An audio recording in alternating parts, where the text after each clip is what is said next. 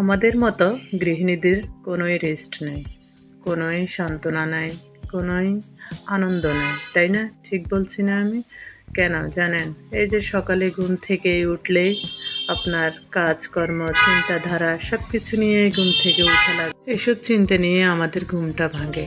আর ছেলে কি খাবে, মেয়ে কি খাবে, শ্বশুর শাশুড়ি কি খাবে, এগুলা মাথায় রাখা লাগে, তাই না? ঠিক বলছি না আমি? আসসালামু আলাইকুম, কি অবস্থা আপনাদের সবার? সবাই কেমন আছেন? আশা করি ভালো আছেন। আলহামদুলিল্লাহ, আমিও আপনাদের দোয়ায় ভালো আছি। যে বললাম না যে আমাদের ঘুম থেকে উঠেই চিন্তাধারা করতে হয়, দুপুরে কি রান্না করব, কি করব না করব, ছেলে মেয়েদের জন্য কি করব। এই কারণেই বললাম এই যে এখন গরুর মাংসটা রান্না বসাবো। গরুর মাংস এখন একে একে সব মশলা দিয়ে হাতে মাখিয়ে নিব।